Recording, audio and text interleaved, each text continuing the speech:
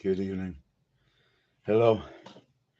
Hope you're having a good day, that you had a good week, that you managed to get some sort of sense of summer if you've been like us and completely just inundated with wild weather for the last few days. It's been strange. And if you've been in some of the places that have been affected by flooding, we just pray uh, that you've come through it without too much damage and that you haven't suffered some of the things that have been going on. It's been a strange week. It's been a week in which things are things are unraveling, I suppose, is a way of describing it. We're getting to see things happening that remind us of just how fragile, how tenuous our control, our grip, our understanding of even the basics of the way the natural world works might actually be. But for those of us in the kingdom, there's still hope. Because our hope is not based on circumstances. Our hope is not based on experience. Our hope is not established in encouraging wishes or the desire to see outcomes that are predictable on the basis of behavior or action or hard work or social change, all those things which the world sort of relies upon or looks to or hopes in. Our hope is based on the promises of God. We're going to have a look at something tonight, and as I start, I want to say this. I may talk tonight about some circumstances or types of experience, and you found the blessing of God in them. That is because God can bless regardless of what is going on around us. That is because God does not withdraw himself from people who are seeking simply because where they're seeking turns out to be a stupid place. There are lots of people at the moment who have been very hurt with some of the things that have been reported in recent months, things that have been reported about movements and denominations and individuals. And I don't want even to get into those things. I don't think they're helpful for us to talk about directly. I think sometimes for those of us who are not immediately involved in caring for those who are impacted, it can just become a need to gossip, or it can feed the worst parts of our human nature. But I do want to talk about power, and I want to talk about trust, and I want to talk about the fact that our hope, if we really believe in Jesus, if our trust, our basis for any expectation of good is in him, how that releases us from some of the dynamics that human structures and systems put in place. And also how real power comes with trust. You know, you don't have to spend too much time around any social media platform if you have friends who are part of I suppose modern evangelical churches or almost any denomination, and you're going to come across posts and memes that quote sort of the supposedly great preachers of yesteryear. I don't know whether it's just my particular group of friends, but I don't go 24 hours without seeing something that is either misconstrued, misapplied, or entirely made up, but that's been attributed to Spurgeon. And I have a fairly good way of checking that because I actually have his published sermon notes. So it's quite useful sometimes when somebody says, "Oh, he said this." I'm not sure he did really. I can go and have a look, see if he said it. But either way, he was just a man. After Billy Graham went home to glory, there was a rush of people talking about the impact that he'd had on their lives. And of course, the stories of positive impact of his preaching, bringing them to the place where they discovered faith, are remarkable and wonderful. But I also could tell you stories of people who were driven away, not necessarily by him, but by their experiences at some of the events which he spoke at. He was just a human being who sometimes said things that were stupid, sometimes had a bad day, sometimes preached the top one off the pile instead of the thing that God gave him. That is the nature of being human. There is a reality that I fear sometimes we lose when we get so excited about the testimonies of these big top preachers, for want of a better phrase, the big event worship leaders, the celebrity personalities in religious evangelicalism. And it's the identity of those who have access to the kingdom.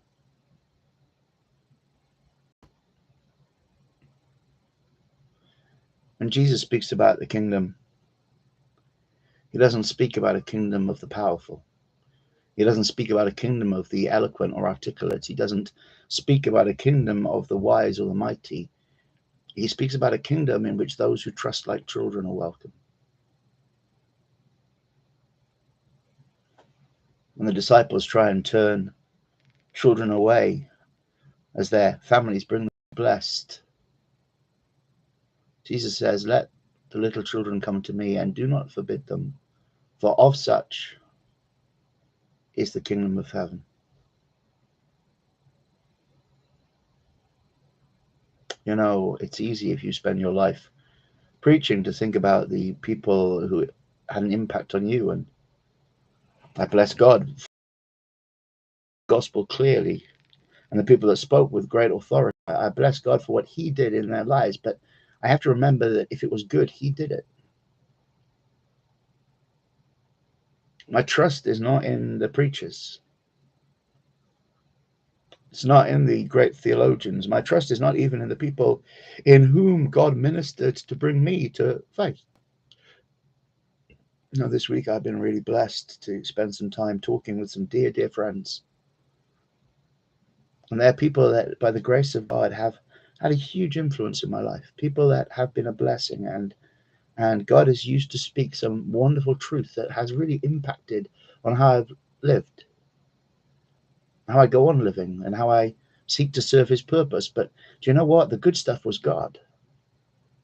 And so as much as I love them, it's God that I trust. It's God that I have to rely on.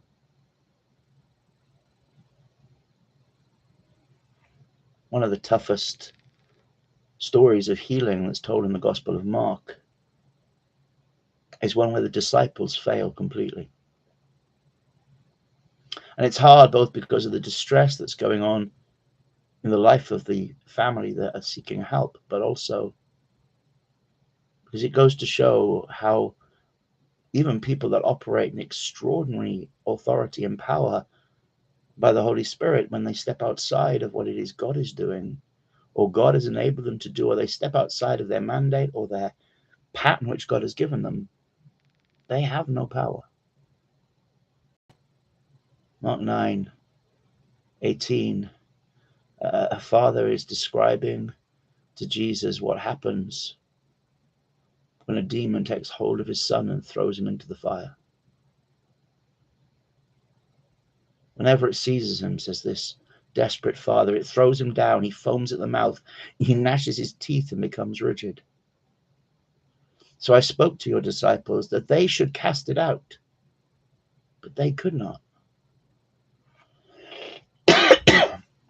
Jesus answered him and said, "O faithless generation, how long shall I be with you? How long shall I bear with you? Bring the child to me."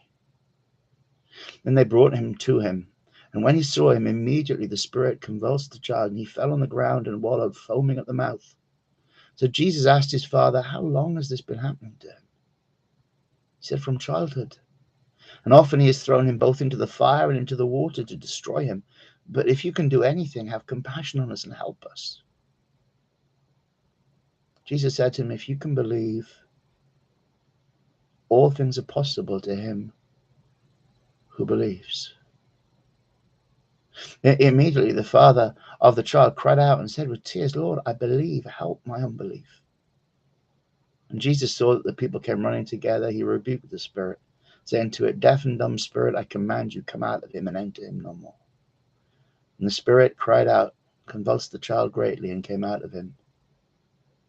The child became as one dead. Jesus takes the child, raises him up, and gives him back to the care of his father. You see, the reason this is so challenging is it's a situation in which the disciples needed to be able to do something, or they should have left well alone. What they should have been doing when they realized they had no authority, they had no power here, when it was outside of their experience, those very same disciples should have been going to Jesus. They should have bundled up that family, and with every urgency and with all the strength that they had in the natural, they should have taken them to Jesus. But they try to deal with it. When I look at the world around me, I might say that there is a lack of those who speak truth to power. But unless God tells me what truth to speak and who to speak it to, then I need to take my concern to Jesus. Here in the UK, we're seeing the breakdown of many of the public health services that in my lifetime we have learned to rely upon. And whatever you think of the politics of it, when I look at those situations and I see that there are people with crippling needs, and I see there are people with desperate health needs, I could rant and rave, I could write to my MP, and I could shout at the heavens all I wanted to, but am I doing what is necessary to bring those people to Jesus? Am I spending the time in his presence? Remember what Jesus says when his disciples later ask him, why couldn't we deal with that spirit? He says, this kind only comes out for those who dwell in the praying place and fast. Say, well, okay, God, am I committing the time to seek you, because the power is yours and the glory is yours and the honor is yours?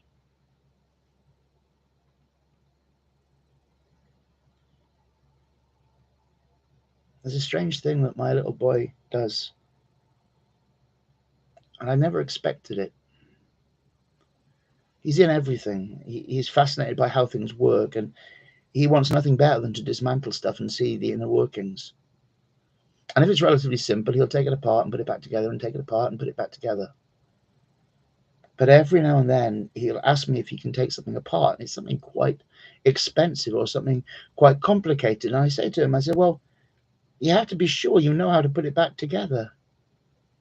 He smiles and he looks at me and says, I can't do that. And then gets on taking it apart anyway, because his expectation is, well, it's okay, Papa can.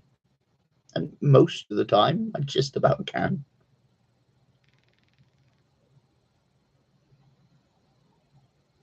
The trust that he exhibits in me is a trust that I am able. It's a trust that, because I'm not always able and because I'm only human, over time I want him to learn that I'm not the one to trust, that God is. I'm not the one who is able to resolve everything. And sometimes I have to tell him some things will be unfixable. So I say, if you break that, we won't be able to put it back together again. If you take that apart, that's it. It won't ever work anymore. It's not designed for that. And he looks at me.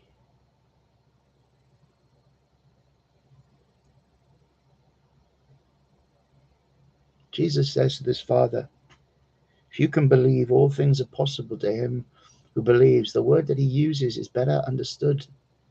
If you can trust. If you can trust me, says Jesus, all things are possible to the one who trusts. I'll deal with it if you trust me. It's not a declaration of I'll deal with it if you have enough authority over it. It's not all things are possible to him who shouts enough, or all things are possible to whoever can quote the most verses of scripture which give illustrations of when other things were possible. It's none of that. It's, do you trust? The kingdom, with its power, with its glory, with its well-being, with its peace, with its wisdom, the kingdom belongs to people who come with the trust of a child, who just say, Jesus, you can. Jesus, when I arrive, whatever you have for me, it'll be good. Jesus, whoever I have been, whatever problems or circumstances I face, whatever obstacles stand before me, if I rest in you, I'll be fine.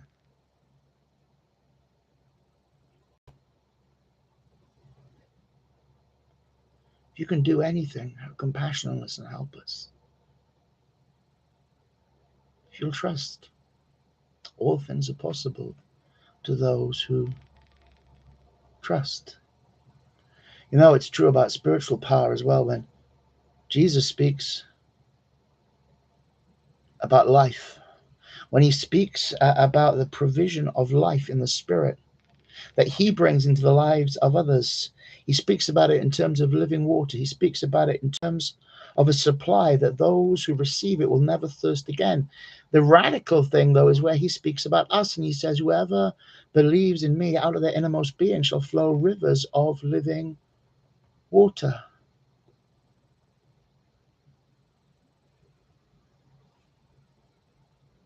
Whoever believes in me. Whoever can articulate it, no. Whoever can itemize the things that might constitute living, no. Whoever believes in me, whoever trusts me. Dependency upon God unlocks that flow of his goodness, his life, and his power that quenches the thirst of a dying, dry, and desperate world around us. That provides out of our experience of God the thing that meets the needs of the people that we encounter. It's not a power relationship. We have one of those very fancy sort of multi-head weirdo tap setups in the kitchen, or at least we did when we bought the house. We have a slightly less fancy one now because it was cheaper when we replaced the first one. One of the interesting things about a tap is that once you open it, it has no control. The water's just coming. Whatever flows through it, whatever was in the pipe, that's coming out. And every now and then, because we're quite low-lying where we are, if they do any work on the water mains, they stick a note through the door which says, you probably don't want to drink it for the next 24 hours. And they don't need to warn us, because when you put the tap on, you can see the junk that's in it. The tap has no control over that. It doesn't matter how much I polish the tap. It doesn't matter how fancy the tap is. We got some very, very cheap taps in one of the bathrooms because they were there just to patch it up very, very quickly. It doesn't matter. And over the years that we've been here, we've changed the kitchen tap to another slightly fancy tap. But whatever comes out is still coming out because it's about what's in the pipe. It's about what's at the source. The tap has no say over it. And if you ever want to understand how powerful the source is, just have the valve in your tap break. We had that happen about 2 years ago now. And all of a sudden, we had a fountain of water in our kitchen, and it didn't matter which way I turned the fancy tap, and it didn't matter what I did with the spout of the fancy tap or the pull-out nozzle that you can use for washing your dishes or any of those things. Fundamentally, the supply was more powerful than the thing that was there that I thought controlled it. So I had to take that tap away and put a new one in. It's been there 2 years, and perhaps at least a little bit due to the abuses of being swung on by a toddler, it's already beginning to show signs that maybe it's not going to last that very much longer. It's not the problem. I bought a spare and I keep it in the garage just ready to get it changed, because last time it was 2 days of towels and soaking and having to keep the water main off unless we desperately needed water. When Jesus says, out of their innermost being shall flow rivers, it's literally tumbling torrents. It's this idea of water flowing over water, wave over wave, splashes and sparkles and weight. The foamy light water on the top of the wave and the power that's there in the body of it. It's out of their innermost being shall flow rivers of living water. And I bless God for the times when people that you would have heard of and people that you haven't, and when in great events which get advertised right across the Christian media, and tiny little gatherings of 3 or 4 of us praying in a quiet way, when God has used somebody and through their life has poured that great torrent of living water that originates in God himself. But just as the spare tap that I have in the garage has no water in it, and it doesn't matter whether it works or not, it doesn't matter if everything is perfect and in the right place, I could go to that tap 1,000,000 times and I would never receive anything. So also, if we look to people, or if we seek to emulate people, or if you think that there are particular people from whom we might receive, then we have completely missed the point, because we are not the source. Jesus is the only living water. So tonight I want to tell you that power is directly related to trust. That the experience of the miraculous comes to those who live in relationship to the one who does miracles. That you don't need to look to special events or great preachers, or even not particularly special events and kind of local folk that you think God might use. Not because God doesn't use people. I passionately believe that God uses people. I believe that every part of the kingdom of God is filled with his resurrection, life, and power. But because you don't need them, you need him. You don't need me. You need him. And you don't need him to listen to you carefully, rehearsing a theology which somehow mysteriously unlocks God's goodness, because God's goodness is for you. It's towards you. God's grace is abounding for your life. What you need is to trust him. You see, I believe that trust is binary. Theology isn't.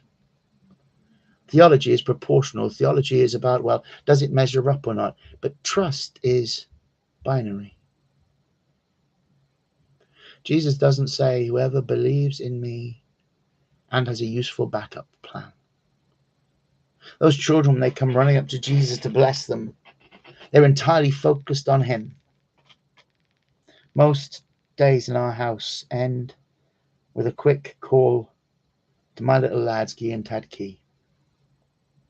And it happens after he's finished his supper, and he comes upstairs, and I've got it set up in the office.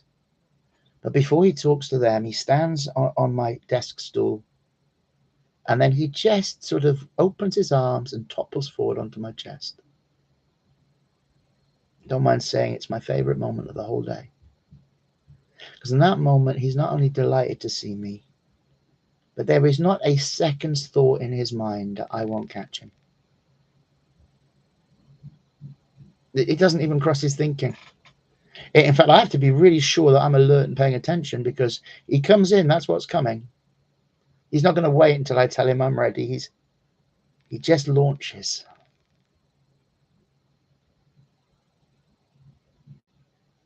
Kingdom belongs to people that don't say, God, I'm going to be really powerful now. I'm going to do something really important. It belongs to those who open their arms and just leap without any thought that he might fail them into the care and trust of Jesus. God, you do it. God, you take care of me, of mine, of the people that I love. God, you do what you do, because you'll be right every time. Because no matter how deeply I think I love someone, it is barely worth comparison to how much you love them. Power doesn't come by shouting a lot. Power doesn't come by rehearsal. Power doesn't come by mimicking others that God has blessed in the past. The power comes with trust. You might be sitting there and saying, well, that's all very well, but the things I need, I don't know. I'm not sure how God could even begin to deal with them. The world says trust the process. Jesus says, trust me, I'm the provider. The world says trust that you can make it. Jesus says, trust, because with me, all things are possible.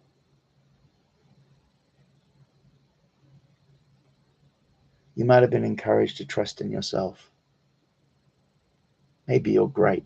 I'm sure you are. But there are still things that you know you can't do.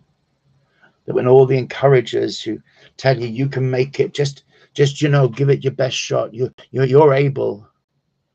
You know the things that when you look in the mirror, you know it's outside of your ability. Things natural and things supernatural. Tonight I want to tell you there is no better place and no greater source of freedom and of healing and of power than to become completely dependent. Not waiting till you know more, but now choosing to trust Jesus. Trust unlocks all the promises of the kingdom. Trust brings us into a relationship where we get to see what happens when he does what only he can do. Trust is not abdicating responsibility. It's investing that responsibility in the only one capable of bearing it.